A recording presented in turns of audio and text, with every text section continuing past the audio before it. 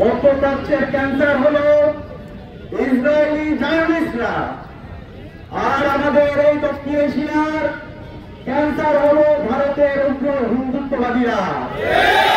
আমাদের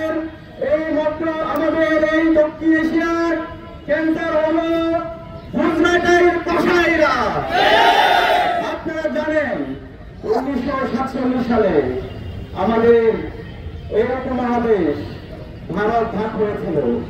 যখন ভারত ভাগ হয়েছিল, ভারতের যে মুসলমানরা ছিল সেই মুসলমানদেরকে ভারতের উগ্র হিন্দুত্ববাদীরা নির্মমভাবে তাদেরকে শহীদ করেছিল, তাদেরকে তাদের ঘর বাড়ি থেকে তাদেরকে উদ্ধার করেছিল।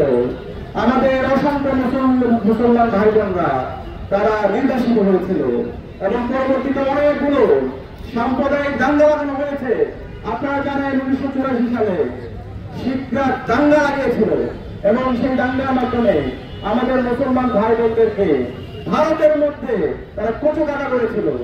2002 সালে এই গুজরাটের কসাইরা উগ্র হিন্দুত্ববাদীরা আমাদের মুসলমান ভাই বোনদেরকে নির্মমভাবে তারা হত্যা করেছিল, শহীদ করেছিল।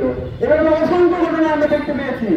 আমাদের ভারতে যারা আমাদের মুসলিম বোনেরা আছে তারা হিজাব করতে পারে না, হিজাব করে তাদের স্কুলে যাওয়ার কারণে, কলেজে যাওয়ার কারণে তাদেরকে বিভিন্নভাবে হেনস্থা করা হয়। মাঠের অলরাউন্ডার আমি, আর ঘরের অলরাউন্ডার টাইলক্স। টাইলক্স টয়লেট ক্লিনার, ক্লিন মানেই টাইলক্স। আমরা দেখতে পেয়েছি আমাদের মুসলমানরা ভারতের মধ্যে গরু জবাই করার কারণে, গরু খাওয়ার কারণে তারা মদ মৌখিকের শিকার হয়েছে। তাদেরকে প্রকাশ্য দিনের বেলায় তাদেরকে গরু পিছনে দিয়ে হত্যা করা হয়েছে। এবং ভারতের যারা সুশীল সমাজের যারা প্রতিনিধি আছে, যারা বুদ্ধিজীবীরা আছে, তারা এই ধরনের হত্যাকাণ্ডগুলোকে বৈঠক দিয়েছেন, যেটা পৃথিবীর ইতিহাসে সবচেয়ে ন্যাক্কারজনক ঘটনা।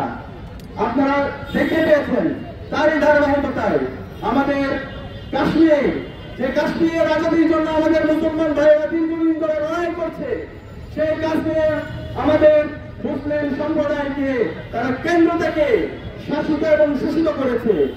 এবং আমরা সর্বশেষ দেখতে পেয়েছি 2025 সালের 3 এপ্রিল আমাদের মুসলমানদের পূর্বপুরুষদের যে অর্থকৃত সম্পত্তি আছে, আমাদের যে মসজিদ গুলো আছে, আমাদের যে এতিমখানাগুলো আছে, আমাদের যে হেরিটেজ গুলো আছে, ভারতের মধ্যে প্রায় 8,000 এর উপরে আমাদের অর্থকৃত আমাদের পূর্বপুরুষদের সম্পত্তি আছে।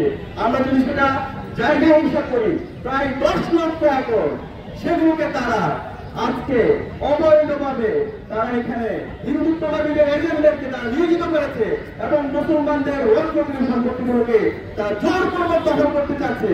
মুসলমানদের কালচারকে, মুসলমানদের হেরিটেজগুলোকে তারা ধ্বংস করার জন্য ষড়যন্ত্র চক্রান্ত করছে।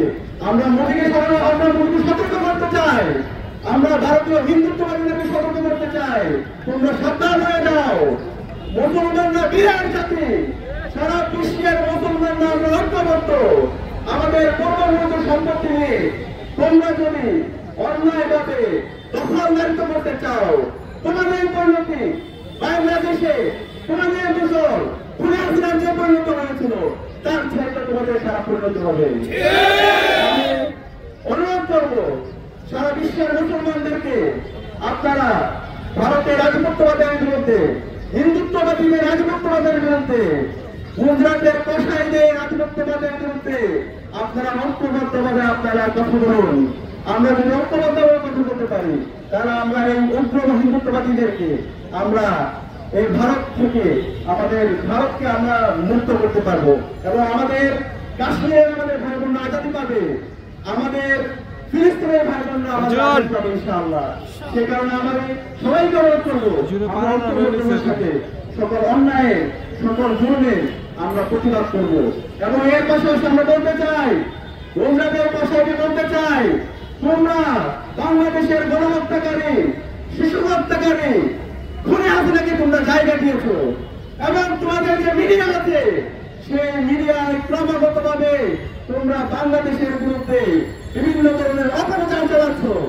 বাংলাদেশে যে সাম্প্রদায়িক সম্প্রীতি আছে সেই সাম্প্রদায়িক সম্প্রীতিকে নষ্ট করার জন্য তোমরা ক্রমাগতভাবে বিভিন্ন ধরনের প্রোপাগান্ডা চালাচ্ছ, কিন্তু বাংলাদেশের আপন ছাত্র জনতা তারা যথেষ্ট তারা সচেতন।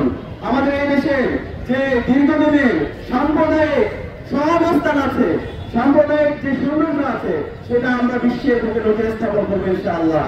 আমি বাংলাদেশের সকল ধর্মাবলম্বী হিন্দু, বৌদ্ধ, চাকমা, মারমা, ত্রিপুরা, নাগাল্যান্ড, মুসলমান সহ আমরা যারা আছি, আমরা ঐক্যবদ্ধভাবে এই ভারতের আধিপত্যবাদের বিরুদ্ধে, গুজরাটের কথার বিরুদ্ধে, হিন্দুত্ববাদীদের বিরুদ্ধে কথা বলার জন্য আহ্বান জানাচ্ছি। এবং যে বিতর্কিত ওয়াকফ চুক্তি করা হয়েছে সেটাকে বাতিল করার জন্য আহ্বান জানিয়ে আমি আমার কথা বলে শেষ করছি।